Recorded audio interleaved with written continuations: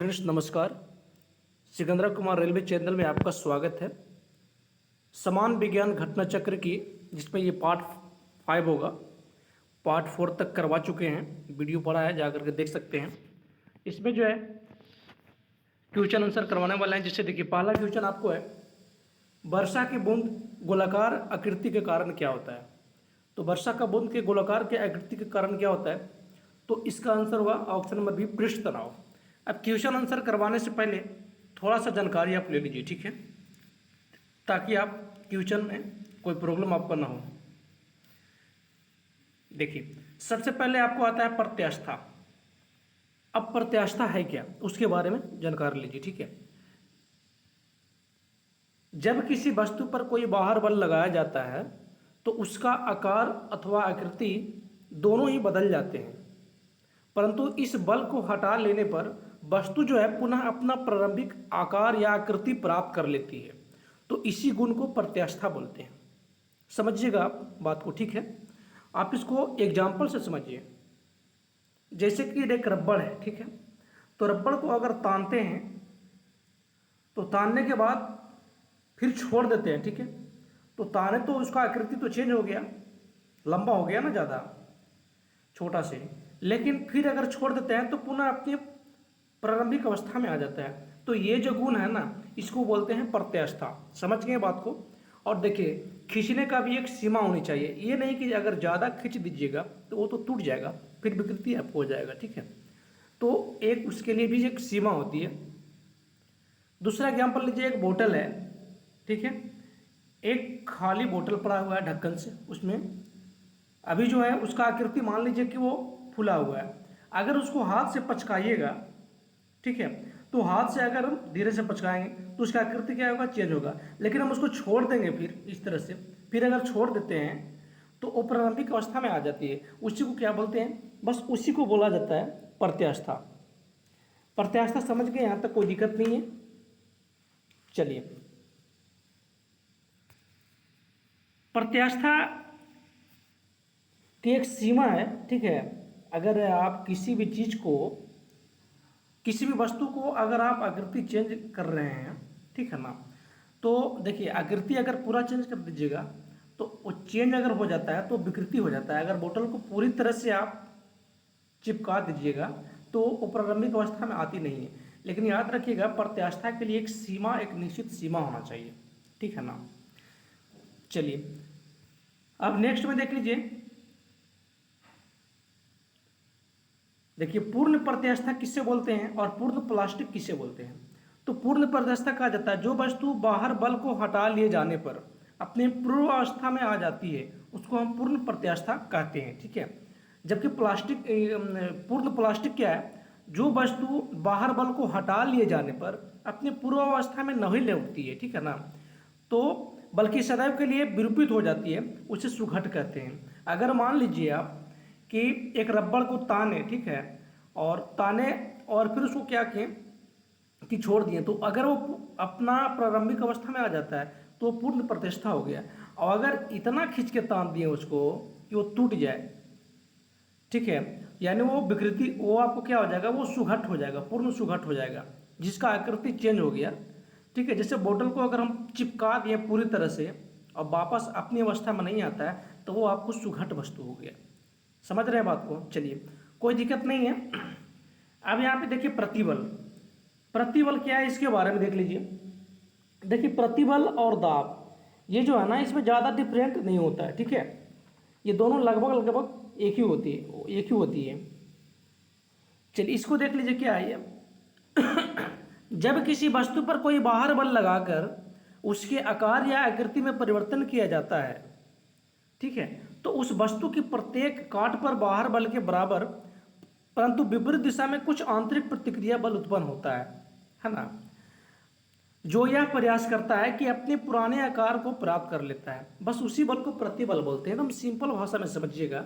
जैसे मान लीजिए कि बोतल है ना, अगर हम इसको चिपका रहे हैं तो देखिए हम बोतल को अंदर धंसा रहे हैं, ऊपर से बल लगा रहे हैं ना, यानी बाहरी बल लगा रहे हैं, लेकिन उसके अंदरूनी भी तो बल लग रहा है। अगर बोतल को हम चिपका रहे हैं तो बोतल की जो सतह है वो सोच रहा है कि नहीं हम ऊपर मुंह धकेलते हैं। समझ रहे हैं बात को, ठीक है। तो बाहर बल हम लगा रहे हैं और बोतल का जो कुछ भाग है वो सोचता है कि नहीं हमको दबाना, वो अगर वो दबा रहा है तो हमें प्रारंभिक अवस्था में जाना है। तो ये दोनों के बीच जो आंतरिक बल लग रहा है ना, इसी को प्रतिबल बल बोलते हैं। ठीक है, बस सिंपल भाषा में समझिएगा, बाकी इसमें कुछ नहीं है। प्रतिबल बराबर होता है फोर्स बटा एरिया, है ना। यानी आप जितना एरिया में बल लगाइएगा, जितना आप जैसे मान लीजिए जितना बल लगाइएगा उतने ही एरिया में इसमें, ठीक है, धंसेगा आपको और वो ऊपर में आने की कोशिश करेगा। ठीक है, तो इसका प्रतिबल बराबर फोर्स बटा एरिया होता है। इसका मात्रक क्या होता है, फोर्स का मात्रक न्यूटन होता है और एरिया का मीटर स्क्वायर होता है। यानी कह सकते हैं कि न्यूटन पर मीटर स्क्वायर को ही हम प्रतिबल, इसका ऐसा मात्रक होता है। ठीक है, यहाँ तक कोई दिक्कत है नहीं, दिक्कत होना चाहिए। अब आते हैं विकृति। विकृति क्या है, यदि किसी वस्तु पर बाहर बल लगाने पर वस्तु के आकार या आकृति में परिवर्तन हो जाता है तो इसे विकृति कहते हैं। बस सिंपल सी बात है कि अगर हम किसी वस्तु पर बल लगा रहे हैं, है ना, तो बल लगाने पर क्या होता है कि वो अपनी प्रारंभिक अवस्था में नहीं आता है, एकदम चेंजिंग हो जाता है। ठीक है, मान लीजिए कि एक बोतल है और उसको हम पूरी तरह से चिपका दिए, एकदम धंसा दिए, तो प्रारंभिक अवस्था में नहीं आएगा, वो चिपके हुए रहेगा। बस यही विकृति है। विकृति के मतलब कि एकदम आकृति उसका चेंज हो गया, बस सिंपल भाषा में समझिए।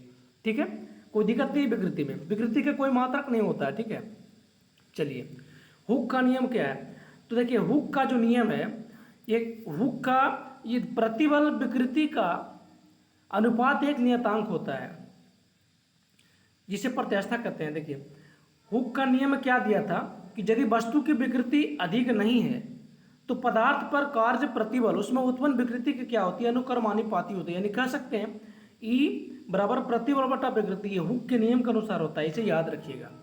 ठीक है, यहाँ तक कोई दिक्कत नहीं है। ठीक है, विकृति बराबर क्या होता है वो देख लीजिए। मान लीजिए कि 5 मीटर की कोई तार है, ठीक है, और इसको हम खींच दिए और खींचने के बाद ये 10 मीटर हो गया, तो यहाँ से बोलेगा कि इसमें कितना विकृति, विकृति इसका क्या हुआ। तो याद रखिएगा विकृति बराबर फार्मूला होता है, विकृति बराबर फार्मूला क्या होता है कि लंबाई में वृद्धि बटा प्रारंभिक लंबाई। यानी 5 मीटर की पहले रस्सी था और उसको खींच करके 10 मीटर कर दिया। ठीक है, 5 मीटर का एक तार था, खींच के इसको 10 मीटर कर दिया, तो विकृति क्या होगा, तो 10 इसको घटा दीजिए, कितना लंबाई बढ़ गया इसका, तो 5 मीटर के था 10 मीटर खींच दिया, तो 10 में से 5 गया 5। ठीक है, बटा प्रारंभिक लंबाई कितना है, तो इसका 5 हो जाएगा, यानी कितना 1 मीटर, एक ये जो हो जाएगा आपकी विकृति आपको हो जाएगा। ठीक है, कोई दिक्कत नहीं है। चलिए नेक्स्ट में देखिए, अब इसका फार्मूला क्यों नहीं बनता है विकृति का, क्योंकि भाई देखिए अगर 5 मीटर अभी बताया ना, तो 5 कितना आया, फिर से समझ लीजिए इसका क्यों नहीं होता है ऐसे मात्रक। ठीक है, देखिए अगर 5 मीटर की तार थी और इसको खींच करके 10 मीटर कर दिया, ठीक है ना, तो विकृति बराबर क्या होता है कि लंबाई में वृद्धि, तो लंबाई में वृद्धि कितना हो गया, 5 से 10 हो गया, यानी कितना बढ़ा, 10 में से 5 गया 5 मीटर। ठीक है, अब प्रारंभिक लंबाई, तो प्रारंभिक लंबाई भी 5 मीटर है भाई, मीटर से मीटर कट ही गया, तो फिर इसका क्या ऐसा मात्रक तो निकलेगा नहीं, इसीलिए इसका मात्रक नहीं होता है। ठीक है ना, चलिए पृष्ठ तनाव क्या है, पृष्ठ तनाव के बारे में देख लीजिए। किसी द्रव की वह प्रकृति जिसके कारण इसका स्वतंत्र पृष्ठ न्यूनतम क्षेत्रफल घेरने की प्रवृत्ति रखता है। बस सिंपल भाषा में समझिए कि पृष्ठ तनाव क्या करता है कि वो कम से कम एरिया घेरने की कोशिश करता है, बस एकदम सोचता है कि मैं इसको हम छोटा कर दें, वही इसी को बोलते हैं पृष्ठ तनाव। समझ रहे हैं बात को। चलिए कोई दिक्कत नहीं है, इसका एग्जाम्पल देते हैं। जैसे कि वर्षा का बूंद अगर ऊपर से गिरती है तो गोलाकार क्यों हो जाती है, वो तो फैला क्यों नहीं जाता है। देखिए गोलाकार पृष्ठ तनाव के कारण होता है, वो अगर ऊपर से गिरता है तो सोचता है कि हम छोटा आकृति एकदम बना लें, तो ये पृष्ठ तनाव के कारण ही होता है। ठीक है, इसका ऐसे मात्रक क्या होता है, इसका न्यूटन पर मीटर होता है, इसका ऐसे मात्रक क्या होता है, न्यूटन पर मीटर होता है। अब यहाँ पे देखिए एक ठंडा जल है, ठीक है, और दूसरी गर्म जल है, तो इसमें किसमें जो पृष्ठ तनाव होती है किसमें ज़्यादा होता है, तो याद रखिएगा जो ठंडी जल है ना इसमें पृष्ठ तनाव ज़्यादा होता है, जबकि गर्म जल में कम होता है। अब समझिए इसका मतलब ये हुआ कि टेम्परेचर बढ़ने से पृष्ठ तनाव क्या होता है, घट जाती है। समझ गए, कोई दिक्कत नहीं है, टेम्परेचर बढ़ने से पृष्ठ तनाव घट जाती है। अगर मान लीजिए दूध है, दूध को हम गर्म कर रहे हैं तो पहले दूध ठंडा है, यानी कि वो क्या है, वो जमा हुआ है, ठीक है ना, तो यानी कम एरिया में है, तो वो क्या हो जाता है कि उसमें पृष्ठ तनाव ज़्यादा होता है। जैसे उसमें टेम्परेचर देंगे तो वो फैल जाती है ना, खौलने लगती है, वो पतला हो जाता है। तो ये जो है ना पृष्ठ तनाव गर्म करने पर कम हो गया, ठीक है ना, इसीलिए फैल गया वो। अब फिर देखिएगा आप कि जैसे जैसे जो है वो दूध को गर्म करके अगर नीचे उतार दीजिएगा तो जैसे जैसे ठंडा होगा तो ऊपर देखते होंगे कि छाली पड़ जाता है। तो ये जो छाली है ये जो कम एरिया को घेर के रखता है, तो देखिए धीरे धीरे पृष्ठ तनाव वो ठंडा होने पर बढ़ जाता है। ठीक है, समझ गया, कोई दिक्कत नहीं है। याद रखिएगा कि क्रांतिक ताप पर पृष्ठ तनाव शून्य हो जाती है और टेम्परेचर अगर बढ़ेगा तो पृष्ठ तनाव का मान घट जाती है। यदि किसी द्रव का भार नगण्य है, मतलब कि कुछ नहीं है, तो उसकी आकृति कैसा हो जाएगा, गोलाकार हो जाएगा। ठीक है ना, याद रखिएगा ये सब। ठीक है, चलिए नेक्स्ट में देख लेते हैं क्या है आपको। एक होता है ससंजक बल, दूसरा होता है असंजक बल, ये समझिएगा ध्यान से। ठीक है ना, ससंजक बल एक ही वस्तुओं के बीच लगता है, जो एक ही वस्तुओं के बीच में लगता है उसको ससंजक बल बोलते हैं, और दो अलग अलग वस्तुओं के बीच में लगता है उसे हम असंजक बल बोलते हैं। जैसे कहने का मतलब हुआ कि हम कॉपी पर अगर कलम से लिख रहे हैं तो क्या है, कॉपी अलग वस्तु हो गया और कलम अलग वस्तु हो गया, तो जो आपको स्याही चिपक जाता है ना, यानी पूछा जाता है कि एक वस्तु दूसरे वस्तु से चिपकती है या असंजक बल के कारण ही चिपकती है। हम अगर पेन से लिख रहे हैं तो वहाँ पे वो क्या हो गया कि चिपक रहा है, तो असंजक बल के कारण ही वो लिखा जाता है, कोई दिक्कत नहीं है। दूसरी बात यहाँ पे और समझ लीजिए कुछ, ठीक है ना। देखिए तेल तथा जल के बीच असंजक बल जो लगता है जल के ससंजक बल से कम होता है, परंतु तेल के ससंजक बल से अधिक होता है। यही कारण है कि तेल के पृष्ठ पर डाली गई जल की बूंद सिकुड़कर गोल आकार धारण कर लेती है। कहने का मतलब इसका समझिएगा कि अगर तेल पहले रख दिए, कटोरी में तेल रख दिए, और ठीक है, अगर तेल की मात्रा ज़्यादा है, अब बस थोड़ा सा उसमें जल गिराएंगे ऊपर से, तो जल क्या करेगा, ये गोल हो जाएगा, यानी कि क्या हो जाती है, ये छोटा आकृति में हो जाती है। अगर जल की मात्रा तेल की मात्रा ज़्यादा है और जल की मात्रा कम है तो गोल हो जाएगा। लेकिन इसका उल्टा क्या हो जाती है, अगर हम जल की मात्रा ज़्यादा रख देंगे और उसमें तेल गिराएंगे तो तेल फैल जाता है। ठीक है, तो ये सब जो है ये इसमें क्या होती है कि तेल तथा जल के बीच जो असंजक बल लग रहा है वो जल के ससंजक बल से अगर कम रहेगा ना, जल के ससंजक बल से कम रहता है, तबे ये क्या होती है, ये तेल गोलाकार हो जाती है। ठीक है, कोई दिक्कत नहीं है। इसमें से आपको सवाल यही पूछता है कि एक वस्तु दूसरे वस्तु से चिपकती है किसके कारण, तो असंजक बल के कारण। ठीक है ना, ये चलिए ज़्यादा नहीं उसमें। देखिए केशिकत्व क्या है, केशिकत्व जो आपको है, कांच की बहुत कम त्रिज्या की दोनों ओर से खुली नली को केश नली या केशिका नली बोलते हैं। इसको समझिएगा आप, एग्जाम्पल से समझिएगा। ठीक है ना, बस किसी द्रव के केश नली में ऊपर चढ़ने अथवा नीचे गिरने के कारण का पृष्ठ तनाव होता है, कि किसी द्रव के केश नली में ऊपर चढ़ गया अब या अथवा नीचे गिरने के कारण, ये पृष्ठ तनाव के कारण होता है। ठीक है, इसको ऐसे समझिए, देखिए इसके एग्जाम्पल से समझिए केशिकत्व को। जल का पौधे के तनों में बनी असंख्य केश नली में चढ़कर टहनियों तक पहुंचता है, यानी कि जल क्या करता है, पौधा के तने में बनी, यानी कि जल जो होता है कि पौधा को हर शाखा तक पहुंच जाता है। ठीक है ना, तना से, तो वो जो होता है केशिकत्व के कारण ही होता है। लालटेन में देख रहे हैं कि लालटेन में मिट्टी के तेल डाल दिए और बत्ती लगा दिए तो तेल ऊपर चढ़ जाता है, ये भी केशिकत्व के कारण ही होता है। फाउंटेन पेन के बारे में देखिएगा कि फाउंटेन पेन के नीब की नोक बीच से चिरी होती है। अब भाई क्यों चिरी होती है, जिसमें इसमें जो है छोटी सी बारीकी केश नली बन जाता है, तो इसी के कारण क्या होता है कि स्याही में डुबोते हैं तो वो वहाँ पे क्या होता है कि वो नीचे गिरता है। ठीक है ना, तो ये भी एक केशिकत्व का उदाहरण है, बहुत सारा इसका उदाहरण है, कोई दिक्कत नहीं है। ठीक है ना, चलिए केशिकत्व के बाद आते हैं श्यानता। अब ये श्यानता क्या है, इसको बारे में थोड़ा देख लीजिए आप। ठीक है, श्यानता किसको बोलेंगे, समझिएगा बात को। श्यानता को देखिए, मान लीजिए कि एक टैप है, क्या एक टैप है, इसमें लबालब पानी भर दिए। ठीक है ना, पूरा इसमें जो है एकदम खचाखच पानी इसमें भर दिए पूरा। अब इसमें क्या होता है कि देखिए नीचे वाला जो है, नीचे वाला परत जो है ये भी, तो ये पहले याद रखिए कि जब एक टैप है या फिर एक मान लीजिए कि समुद्र है, ठीक है ना, तो उसमें जो निचली परत होता है ना, वो उसका जो वेग होता है, उसका वेग शून्य होता है। ठीक है ना, उसका वेग नहीं, एकदम स्थिर रहता है वो। ठीक है, और थोड़ा सा उसका जो अगला परत होगा वो थोड़ा तेज होगा, उससे जो अगला होगा वो तेज होगा इसके अपेक्षा। उसी तरह से जैसे जैसे ऊपर जाएगी तो क्या होता है कि उसका वेग जो है ना बढ़ते जाता है, सबसे ऊपरी परत का वेग सबसे ज़्यादा होता है। तो श्यानता के मतलब क्या होता है, श्यानता बोल यानी कि एक परत दूसरी परत को क्या करता है, विरोध करता है। जैसे मान लीजिए ए बी एक परत है, ठीक है, ए बी एक परत है जो सबसे निचला परत है, ये स्थिर है, और दूसरा परत ए है, तो ए जो है इससे थोड़ा सा वेग में रहेगा, तो ये तो इधर जाएगा और ये सोचेगा स्थिर वाला कि नहीं हम इसको रोके, समझ रहे हैं बात को। तो एक परत से दूसरी परत के बीच जो विरोध उत्पन्न करता है यानी रोकने की कोशिश करता है, उसी को हम श्यानता बोलते हैं। समझ रहे हैं बात को, यहाँ तक कोई दिक्कत नहीं है, अच्छी तरह से समझ गए होंगे, है ना। एक परत से दूसरी परत के बीच रोकने की कोशिश करता है, उसी को हम श्यानता बोलते हैं, ठीक है। और श्यानता जो होता है द्रव और गैसों का उदाहरण है, इसमें ठोस में नहीं होता है, ठीक है, ये लिक्विड में और इसमें तरल में होता है, ठीक है। तरल के मतलब लिक्विड और गैस दोनों आ जाता है, कोई दिक्कत है, कोई दिक्कत नहीं श्यानता है, ठीक है। नेक्स्ट में देख लीजिए, और वहां पे जो बीच एक परत से दूसरे परत के बीच जो बल लगता है ना, उसको श्यान बल बोलते हैं, पूरे प्रक्रिया को श्यानता कहते हैं, ठीक है। देखिए द्रवों की श्यानता ताप के बढ़ने पर घट जाती है। जैसे हम देखे थे कि पृष्ठ तनाव में क्या होता है कि टेम्परेचर अगर बढ़ाएंगे तो उसकी पृष्ठ तनाव घट जाती है, ठीक उसी प्रकार द्रव्य की जो श्यानता है वो ताप बढ़ाने पर वो भी क्या होती है, वो घट जाती है, याद रखिएगा, ठीक है ना। यानी कि गाढ़े जल या गाढ़े कुछ रहेगा तो उसमें श्यानता ज़्यादा होता है, यानी ज़्यादा विरोध करता है। श्यानता का मतलब विरोध करना, वही तो श्यानता हुआ, ठीक है ना।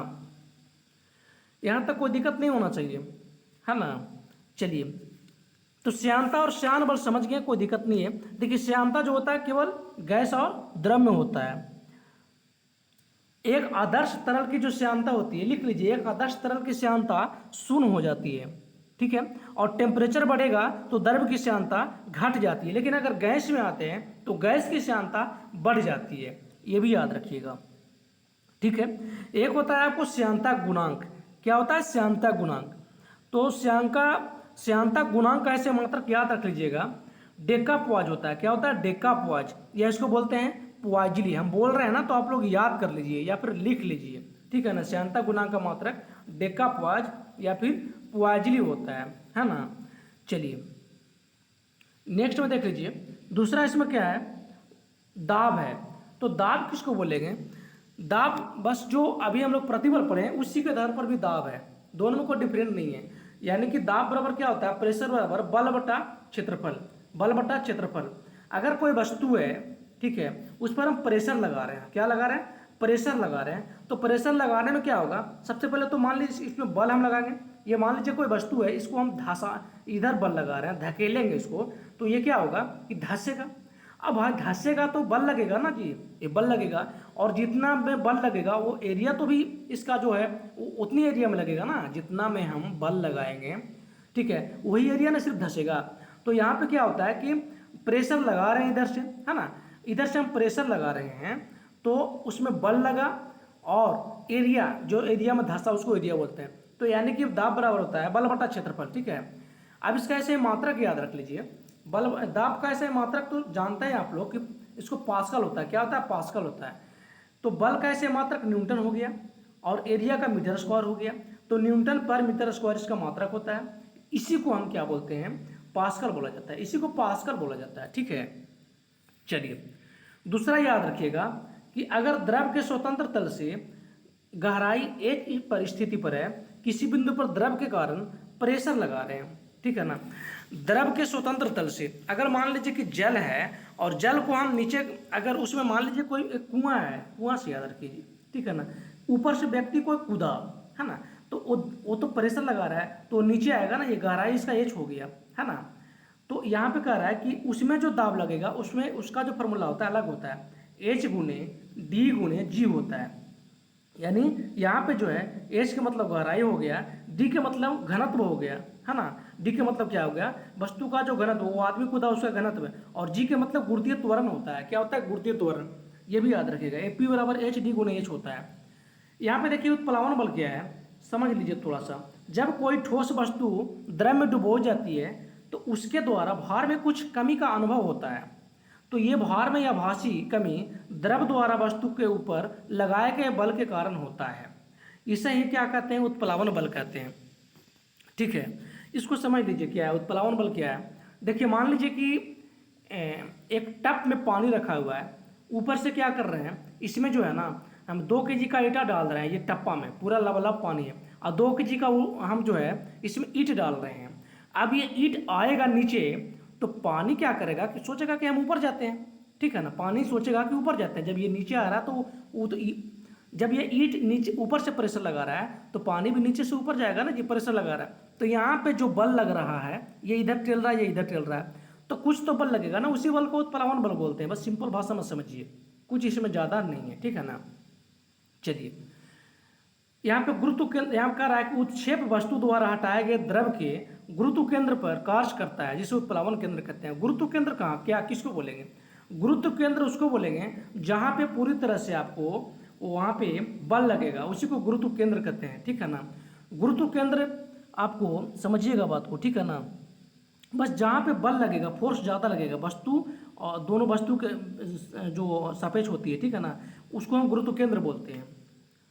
अगला हम देख लीजिए कि आर्किमिडीज का सिद्धांत क्या है। आर्किमिडीज का सिद्धांत क्या है, देख लीजिए। कह रहा है कि जब कोई वस्तु किसी द्रव में पूर्ण या आंशिक रूप से डुबोज होती है तो उसके भार में कमी प्रतीत होता है, और भार में यह आभासी कमी वस्तु द्वारा हटाए गए द्रव के बराबर होता है। बस इसमें देख लीजिए, एक टप है और इसमें लबालब पानी भरा हुआ है, ठीक है ना जी। और ऊपर से क्या करते हैं, इसमें 2 kg का वस्तु इसमें डाल देते हैं। क्या करते हैं, 2 kg का वस्तु इसमें डाल देते हैं। तो देखिए ये वस्तु जो है, हम जैसे ही इसमें वो डालेंगे तो ऊपर इसका भार कुछ और रहेगा और अंदर इसका भार कुछ और हो जाती है। वहाँ पे देखिएगा, सबसे पहले समझिएगा बात को, ये तो हो जाता है, लेकिन यहाँ पे क्या होता है कि ऊपर से 2 kg का वस्तु डालते हैं तो ये पानी पूरा लबालब भरा हुआ है, तो 2 kg का जब वस्तु डाले तो पानी तो बाहर कुछ आएगा ना, कुछ इधर उधर भी आएगा। तो ये वस्तु जब नीचे आ रहा है तो पानी कुछ निकल जाता है दोनों तरफ, ठीक है ना। ये जब निकलता है तो पानी जब निकलता है तो जितना kg का वस्तु इसमें अंदर डाला है, ये दोनों को नापने पर उतना ही kg बाहर आ जाता है, ठीक है। यही है आर्किमिडीज का सिद्धांत, बस कुछ नहीं है, ठीक है ना। यानी जब कोई वस्तु को किसी द्रव में पूर्ण या आंशिक रूप से डुबोई जाती है तो उसके भार में कमी भी होता है, ठीक है, कमी महसूस होता है। और दूसरी बात क्या होता है, यह आभासी कमी जो है वस्तु द्वारा हटाए गए द्रव के भार के बराबर होता है, ठीक है ना।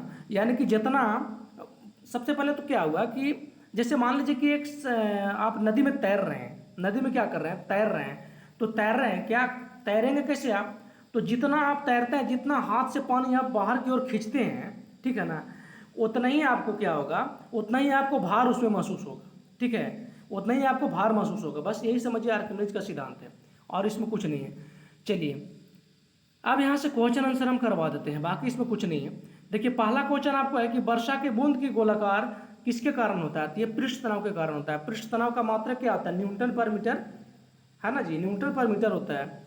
इसका एक और मात्रक होता है, वो आप कमेंट में बताइएगा, ठीक है, एरिया के अनुसार। चलिए दूसरा क्वेश्चन आपको है कि पानी के बूंद गोलाकार होती है, इसका कारण क्या है, तो पृष्ठ तनाव ही इसका कारण होता है, ठीक है ना।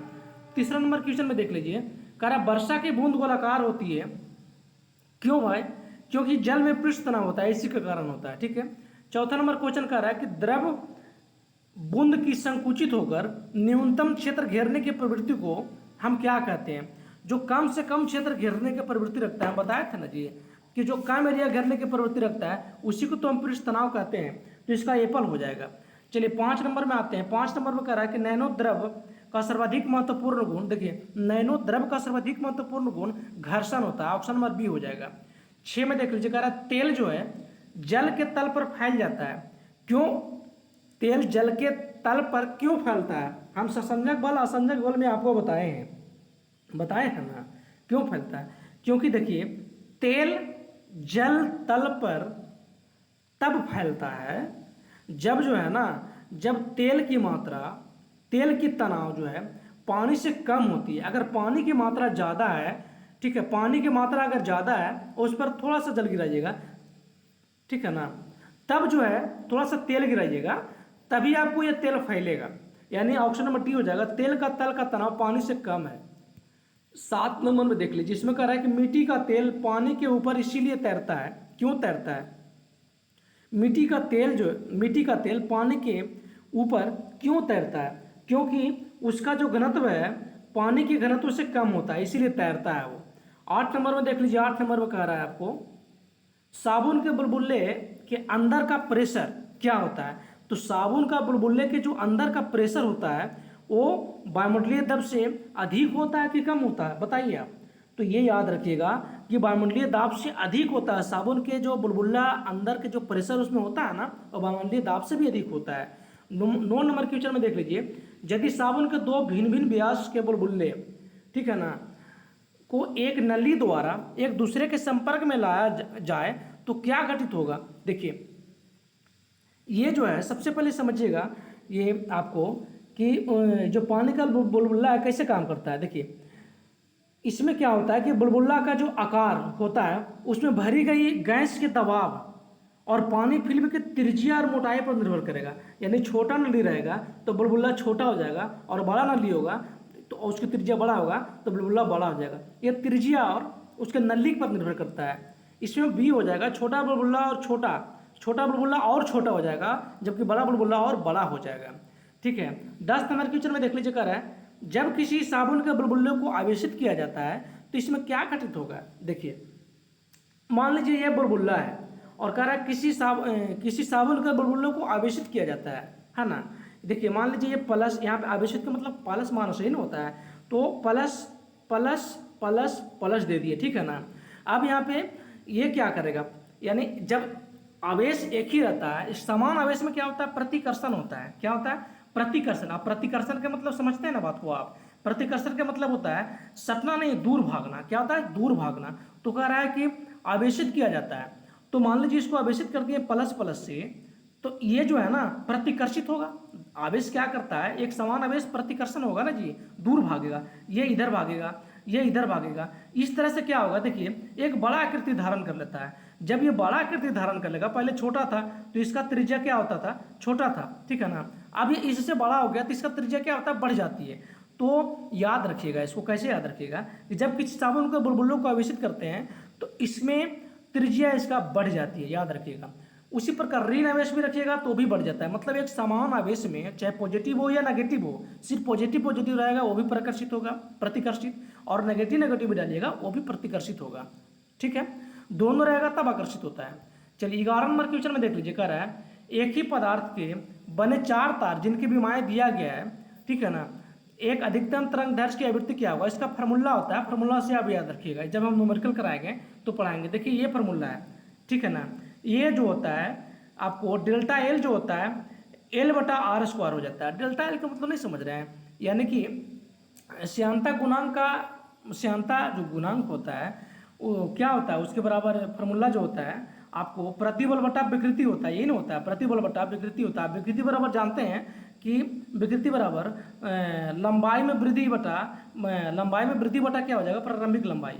तो एल यहाँ पे जो है डेल्टा एल जो है ना आपको बढ़ गया है। जब इसको न्यूमेरिकल पढ़ाएंगे बढ़िया से समझ लीजिएगा, कोई दिक्कत नहीं, इसको छोड़ दीजिए। 12 नंबर क्वेश्चन में देखिए क्या कर रहा है कि निम्नलिखित कथनों पर विचार करना है। इसमें क्या है, केरोसिन दीप का उपयोग मुश्किल हो जाता है। क्यों भाई, क्वेश्चन कर रहा है कि यदि कोशिकत्व की परिघटना नहीं होगी तो क्या होगा। अगर केशिकत्व की परिघटना नहीं होती है तो क्या, पहला में कह रहा है केरोसिन दीप का उपयोग मुश्किल हो जाएगा। दूसरा में कह रहा है कि कोई मृदु पेय का उपभोग करने के लिए अष्टा का प्रयोग नहीं कर पाता है। तीसरा कह रहा है स्याही शोक पत्र पर काम करने में विफल हो जाता है। चौथा कह रहा है बड़े बड़े जिन्हें आप अपने चारों ओर देखते हैं पृथ्वी पर नहीं उगते हैं।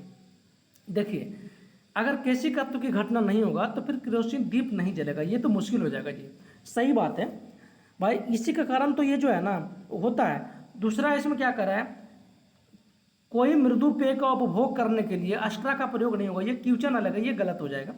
तीसरा कह रहा है स्याही शोक पत्र काम करने में विफल हो जाता है। सही बात है, ये जो हम लिखते हैं ना जो स्याही से, है ना, तो ये केशिकत्व के कारण लिखा जाता है, तो ये भी काम नहीं करेगा। चौथा कह रहा है बड़े पेड़ जिनमें हम विचार चारों ओर देखते हैं तो पृथ्वी पर नहीं उग पाते हैं। सही बात है, वो नहीं उग पाएगा, उगने के कारण और पानी जाने के कारण केशिकत्व है। तो इसमें 1, 3, 4 सही हो जाएगा, ठीक है ना।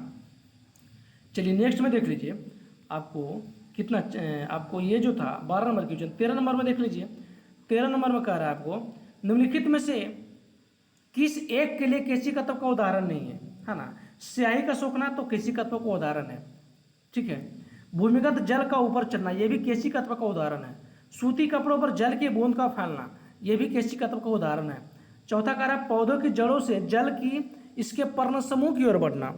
देखिए, तो ये भी केशिका तत्व का उदाहरण है, लेकिन ये याद रखिएगा ये तीनों पर्सनली केशिका तत्व का उदाहरण है और किसी का नहीं। लेकिन चौथा जो है ना, ये आपको क्या है, ये केशिका तत्व का भी उदाहरण है। और दूसरी बात में यहाँ पे ये प्रस्वेदन के कारण भी होता है और इसमें संसंजन के कारण भी होता है। इसमें 3-4 प्रकार की क्रियाएं के कारण ही होती है, ठीक है ना।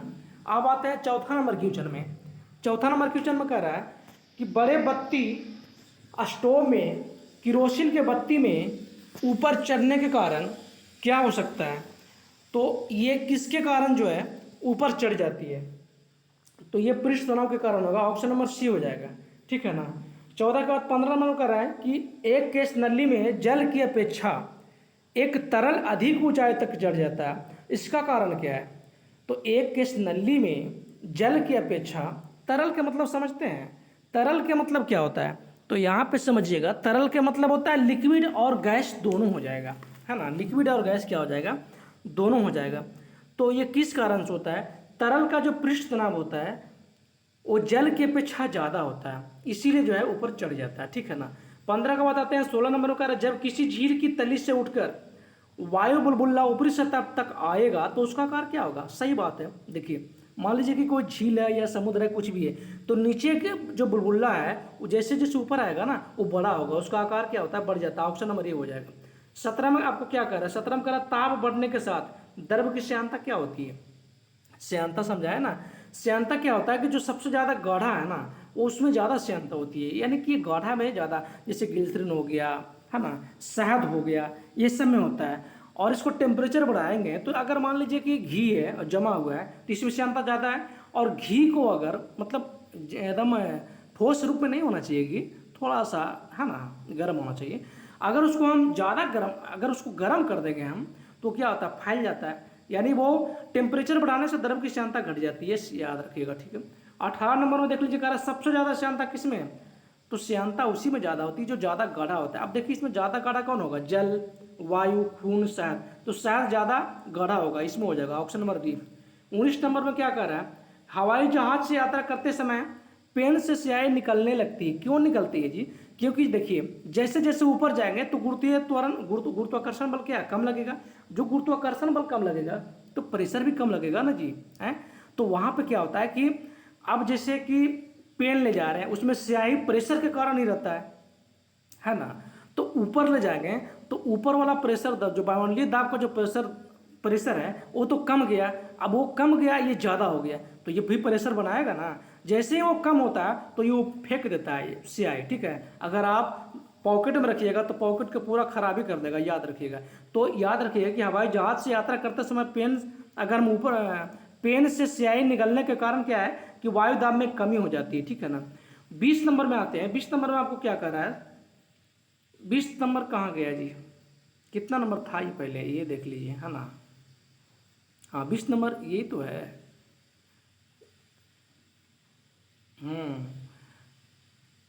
20 में कह रहा है कि ऑटोमोबाइल के हाइड्रोलिक ब्रेक के कार्य करने का सिद्धांत क्या है, तो ये किसका, पास्कल का नियम है, याद रखिए किसका नियम है ये, ऑप्शन नंबर डी पास्कल का नियम है। 21 नंबर में आते हैं। 21 नंबर कह रहा है कि मोबाइल तथा ऑटोमोबाइल ने भारतीय विशेष रूप से ग्रामीण क्षेत्रों के लोगों को सामाजिक जीवन में निम्नलिखित में से किसके संबंध में एक क्रांति ला दिया है। तो देखिए ये लोगों को जब मोबाइल आने से क्या, टेक्नोलॉजी आने से क्या हो गया, लोगों को आवागमन के संबंध में आसानी हो गया है, लोगों को जुड़ाव हो गया है भाई। अब मान लीजिए कि जिसको घर बहुत दिन से नहीं जाता था अब फोन से बात हो जाता है, हाल समाचार पूछ लेता है, तो ये जो है ये दोनों में आपको अच्छा हुआ है, इसमें 1 और 2 हो जाएगा। चलिए 22 नंबर में देखते हैं। 22 नंबर में कह रहा है कि बैरोमीटर के पठान में अचानक गिरावट हो जाती है, अगर अचानक गिर जाएगा तब क्या आ जाएगा, तूफान आ जाएगा, क्या आता है, एकदम तूफानी मौसम आ जाएगा, ठीक है। चलिए नेक्स्ट में देख लीजिए 22 के बाद 23 नंबर में देख लीजिए। 23 में कह रहा है नीचे दिए हुए छिद्रों वाले एक फहारे में चित्र पर ध्यान देना है, एकदम दीजिए कोई दिक्कत नहीं है। देखिए ये चित्र है 23 नंबर में, समझिएगा बात को क्या कह रहा है। फिजिक्स और केमिस्ट्री बायोलॉजी साइंस जो है ना समझने का चीज़ ही होता है। समझिए क्या कर रहा है, एक टंकी है, क्या एक टंकी है ना जी। यहाँ पर एक नल लगा दिया है, नल नंबर 1 लिख दिया है, इसको नल नंबर 2, नल नंबर 3, नल नंबर 4, एकदम लबालब भरा हुआ है पानी, है ना। ये सबसे निचला एक है, सबसे निचला टंकी का जो नल है 1 नंबर पर है। कह रहा है ना कि 4 गो इसमें नल दिया हुआ है, बताइए सबसे ज़्यादा फहारा किस में मारेगा, सोचने वाली बात है। अब देखिए सबसे ज़्यादा प्रेशर किस में है जी, ऊपर वाला कि नीचे वाला, तो सबसे ज़्यादा प्रेशर नीचे में है। तो प्रेशर जब नीचे में है तो फहारा तेज कौन मारेगा, नीचे वाला मारेगा ना, यानी सबसे लंबा जो मारेगा फहारा 1 में हो जाएगा, ठीक है। चलिए तेज का ऑप्शन नंबर डी हो जाएगा, यानी 1, ठीक है ना। चलिए अब आते हैं 24 नंबर में। 24 नंबर में आपको कह रहा है कि एक तरल किसी सिलेंडरकार पाइप में धारारेखीय रीति से बह रहा है, तो पाइप के अक्ष वाले खंड में प्रवाह की परिक्षेत्रता क्या होगा। समझिएगा बात को, देखिए जहाँ जहाँ सिलेंडर रहता है ना वहाँ पे प्रवाह कम होना चाहिए, याद रखिएगा। जैसे जैसे सिलेंडर के नज़दीक करते हैं तो 4 ऑप्शन दिया हुआ है, चारों में समझिए। अगर मान लीजिए कि ये पाइप है, ये सबसे ऊपर वाला सबसे नीचे वाला पाइप है, तो देखिए पाइप जहाँ जहाँ रहता है परिक्षेत्रिका में क्या होता है कि जहाँ जहाँ पाइप रहेगा नली का वहाँ वहाँ जो बहाव होती है इसका कम हो जाता है। यहाँ पे देखिए सब में सेम है, तो ये तो होगा नहीं, इसमें भी सब सेम है क्योंकि ऊपर नीचे दोनों में सेम, ये भी नहीं होगा। तीसरा में देखिए सी में क्या कह रहा है, सी में कह रहा है देखिए ये नली है और तो यहाँ पे ज़्यादा ही प्रेशर दे दिया फर्स्ट बार में, तो ये तो गलत हो जाएगा। यह नली में क्या होता है, कम होता है, ठीक है। नली के जितना भी अगर पाइप के नज़दीक रहेगा ना उसमें कमी होता है। देखिए ये नली है, इसमें कम हो गया। अब जैसे जैसे दूर जा रहा है तो बढ़ेगा ना, तो ये बढ़ रहा है, फिर ये बढ़ रहा है, फिर ये बढ़ रहा है, फिर इधर नली है तो ये कम रहा है और ये कम रहा है, तो ऑप्शन नंबर डी इसका हो जाएगा, ठीक है, कोई दिक्कत नहीं है। अब आते हैं क्वेश्चन नंबर 25 में। 25 नंबर कह रहा है कि निम्नलिखित में कौन सा पेट्रोलियम का परिशोधक है, तेज फॉल्ट हो जाएगा, याद रखिएगा ऑप्शन नंबर डी। 26 नंबर में आपको क्या कह रहा है, क्वेश्चन नंबर 26 में कह रहा है कि कड़े जल में झील की सतह हिमिशित हो जाती है। हिमिशित का मतलब समझते हैं, जम जाते हैं, एकदम कड़ाका ठंडा हो तो क्या होगा, वहाँ तो जम ही जाएगा ना, किंतु उसके तल में जल द्रव अवस्था में बना रहता है। इसका कारण क्या है जी, समझिएगा बात को। मान लीजिए आप देखे होंगे कश्मीर तरफ जाइएगा आप, हिमाचल प्रदेश तरफ, क्या होता है उसमें कि बर्फ़ का बहुत सारा गिरता है ना बर्फ़, वो क्या होता है कि मान लीजिए कोई झील है, क्या है, झील है, ठीक है ना। अब झील जो है ऊपर से ठंडी ज़्यादा है, ठीक है, पानी भरा हुआ है पूरा, तो ऊपरी वाला सतह क्या होता है, जम जाता है 0 डिग्री आगे। लेकिन इससे जो निचला रहता है तो इसमें आपको टेम्परेचर बढ़ेगा 1 2 3 4, है ना, तो 4 डिग्री सेल्सियस यहाँ पर रहता है, तो 4 डिग्री सेल्सियस पर पानी तो जमेगा नहीं, है ना। पानी क्या आता है, यहाँ पे पानी ही रहेगा। अब यहाँ पे देखिए नीचे से भी जम गया, ऊपर से भी जम गया। अब जमने के बाद ऊपर से उष्मा जो है ना, जमने के बाद ऊपर से उष्मा तो नीचे आएगा नहीं। अब जब नीचे आएगा नहीं तो बर्फ़ कैसे बनेगा, बर्फ़ नहीं बनेगा ना, एकदम घेर लेता है, तो ये नीचे 4 डिग्री सेल्सियस ही रह जाता है। इसीलिए क्या होता है ना कि नीचे जल ही जल रहता है, 4 डिग्री सेल्सियस पर जल का सघनता अधिकतम होता है, ऑप्शन नंबर सी हो जाएगा, ठीक है, कोई दिक्कत यहाँ से नहीं होना चाहिए। 27 में आइए, 27 में क्या कर रहा है, ये यहाँ पे देख लीजिए थोड़ा, ठीक है ना, कि 0 डिग्री सेल्सियस से कम हो जाने पर क्या हो गया जी, हाँ, 0 डिग्री सेल्सियस से कम हो जाने पर झीलों और नदियों की ऊपरी सतह ठंडी होने लगती है और सतही जल के परिणाम क्या होता है, जम जाता है। जब सतही जल का तापमान 4 डिग्री सेल्सियस पर पहुंचता है तब वो अधिकतम घनत्व के कारण नीचे बढ़ जाता है, क्या होता है, नीचे बढ़ जाता है और नीचे की परत में विद्यमान जल को ऊपर की ओर विस्थापित कर देता है। यह प्रक्रिया तब तक चलता है जब तक कि संपूर्ण जल का तापमान 4 डिग्री सेल्सियस नहीं हो जाता है, ठीक है। ये चलिए 27 नंबर कह रहा है कि शीतकाल में जब झील की ऊपरी सतह का पानी बर्फ में बदल जाता है तो फिर ये जलीय जंतु जीवित कैसे रहता है, क्योंकि नीचे क्या पानी है इसीलिए जीवित रहते हैं, ठीक है ना। नीचे क्या हो जाता है, पानी जमा हुआ रह जाता है, तो इसमें क्या इसका आंसर हो जाएगा, उसके शरीर की बनावट इस प्रकार होती है कि ये तो सी नहीं होगा। हाँ, यहाँ पे देखिए डी में कह रहा है कि 4 डिग्री सेल्सियस से अधिक होने के कारण पानी का घनत्व 4 डिग्री सेल्सियस पर सबसे अधिक होता है, जिससे बर्फ की ऊपरी सतह के नीचे पानी बर्फ की ऊपरी सतह के नीचे जो है पानी रहता है, ठीक है, इसीलिए। 28 नंबर में कह रहा है कि बर्फ जमी झील के अंदर मछलियां जीवित रहती है, ये भी 4 डिग्री सेल्सियस के कारण ही होता है, ठीक है ना। 29 नंबर में देख लीजिए, क्योंकि कारण क्या है कि झील की तली पर जल नहीं जम पाता है, इसीलिए, ठीक है। 29 नंबर कह रहा है कि वस्तु की मात्रा बदलने पर अपवर्तित उसमें क्या रहेगा। अगर वस्तु की मात्रा बदल रहा है तो उसमें से क्या जो है बदलेगा नहीं। आपके सामने आपको दिया हुआ है, क्या क्या दिया हुआ है देख लीजिए आप, आयतन है, भार है, द्रव्यमान है और घनत्व है। तो ये घनत्व जो है ना चेंज नहीं होगा, ठीक है ना, ये अपवर्तित रहेगा ये। 30 नंबर में देख लीजिए, 30 नंबर में कह रहा है कि पानी का अपेक्षित घनत्व सर्वाधिक होता है, तो 4 डिग्री सेल्सियस पर ही पानी का सबसे ज़्यादा होता है। 0 से 4 डिग्री रहेगा तो क्या होता है कि और 4 डिग्री सेल्सियस पर आयतन कम रहता है, ये भी याद रखिएगा, ठीक है ना। यहाँ पे देख लीजिए 0 डिग्री से 4 डिग्री सेल्सियस के बीच ठीक उल्टा हो जाता है। यदि किसी पात्र में 0 डिग्री सेल्सियस पर पानी को लेकर गर्म करते हैं तो 0 से 4 डिग्री तक आयतन उसका घट जाता है, लेकिन घनत्व तो क्या होता है, बढ़ जाता है। और लेकिन 4 डिग्री सेल्सियस पर पानी का आयतन कम हो जाता है तथा घनत्व अधिकतम रहता है, ठीक है। 0 से 4 डिग्री पर आयतन घटता है और घनत्व क्या होता है, बढ़ जाता है। लेकिन 4 डिग्री सेल्सियस पर पानी का घनत्व सबसे ज़्यादा ही रहता है, लेकिन आयतन कम रहता है, ठीक है। चलिए 31 नंबर कह रहा है किसी ताप पर पानी का घनत्व अधिकतम होगा, तो 4 डिग्री सेल्सियस पर अधिकतम होगा, ऑप्शन नंबर ए हो जाएगा।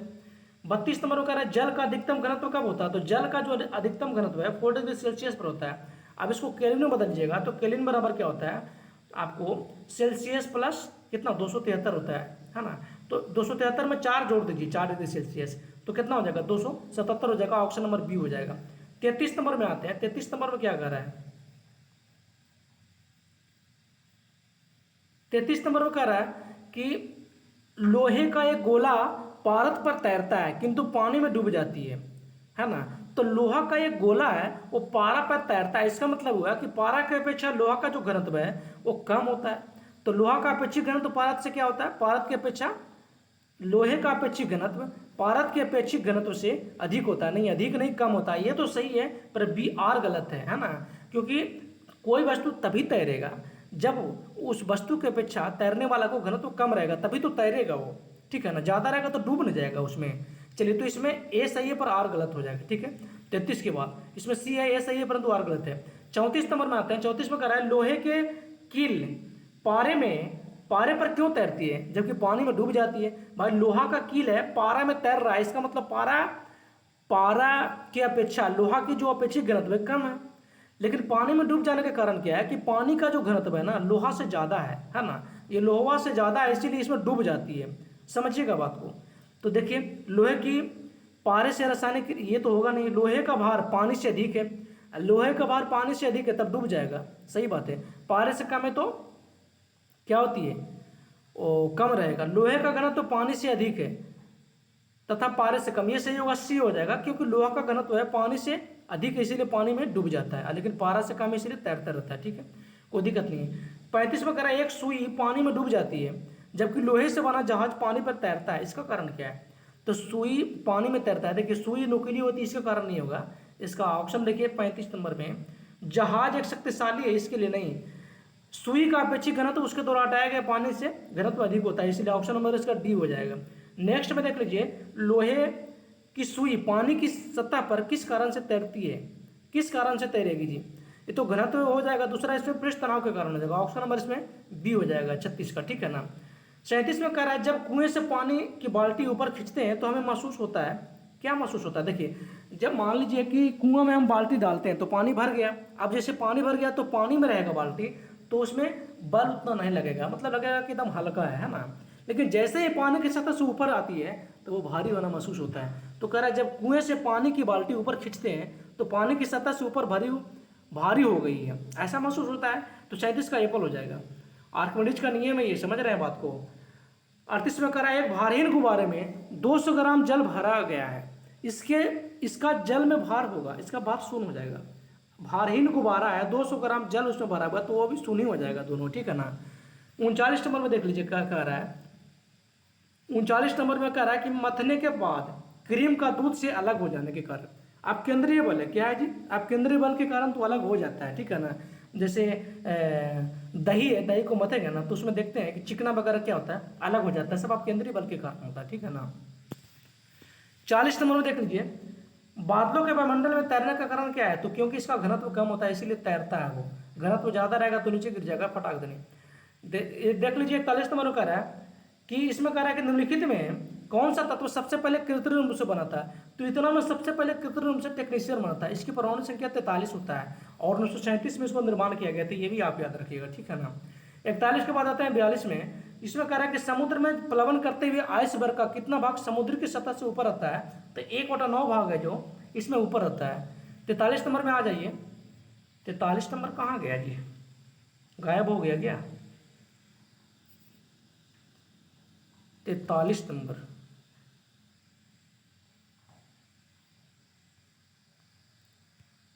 देख लीजिए 43 नंबर क्या है।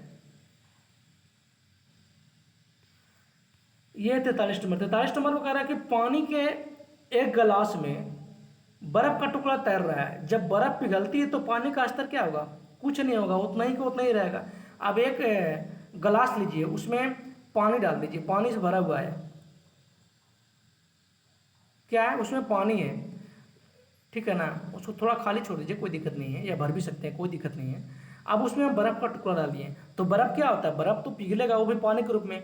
तो क्या होता है कि जैसे मान लीजिए कि अगर भरा हुआ है तो पानी बाहर जाएगा, लेकिन जितना पानी बाहर जाएगा तो बर्फ वहाँ पे है, तो बर्फ भी पानी छोड़ रहा है, यानी एकदम सेम टू सेम रहेगा, कोई प्रभाव ही नहीं पड़ेगा। ऑप्शन नंबर सी हो जाएगा। 44 में कह रहा है कि पानी के 4 डिग्री सेल्सियस पर शरीर तैरता है। यदि तापमान 100 डिग्री हो जाए तो क्या होगा? अब पानी 4 डिग्री सेल्सियस पर तैर रहा है, ठीक है, लेकिन अगर 100 डिग्री सेल्सियस कर दिया जाए तो डूब जाएगा, क्योंकि ज़्यादा हो गया ना वो सेल्सियस, तो शरीर क्या होता है? डूब जाता है। ऑप्शन नंबर ए हो जाएगा इसमें। चलिए 45 में आते हैं। 45 में कह रहे समुद्र में नदी के पीछे तैरना आसान है। क्यों जी?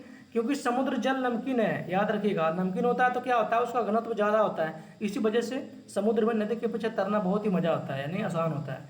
46 नंबर में देख लीजिए। 46 नंबर में कह रहा है आपको, जब कोई जहाज नदी से सागर में घुसता है तो वह कुछ ऊपर उठ जाता है। ऑप्शन नंबर ए सही होगा, ठीक है। 47 में आते हैं। 47 में कह रहा है जब कोई जहाज नदी से सागर में प्रवेश करता है तो वह कुछ ऊपर उठ जाता है। सही है। अब ऊपर उठने का कारण भी है क्या? देख लीजिए, सागर के जल का घनत्व नदी के जल का घनत्व के अधिक होता है, तभी तो ऊपर उठेगा। तो ये दोनों सही है, ए आर दोनों सही है, और इसका व्याख्या भी सही कर रहा है, आप मिला लीजिए, इसमें कोई दिक्कत नहीं, ठीक है। 48 में कह रहा है कि स्थित विज्ञान निम्नलिखित में से किससे संबंधित है? तो याद रखिएगा विश्राम स्थिति से, ऑप्शन नंबर बी हो जाएगा। अब टोटल जो क्वेश्चन इसमें था 48 था, ये सब करवा चुके हैं और सब इंपॉर्टेंट है, इसीलिए इसको जरूर देखिए एक बार, ठीक है। और नेक्स्ट टॉपिक में हम लाएंगे प्रकाश क्या है, ठीक है। चलिए मिलते हैं नेक्स्ट वीडियो में।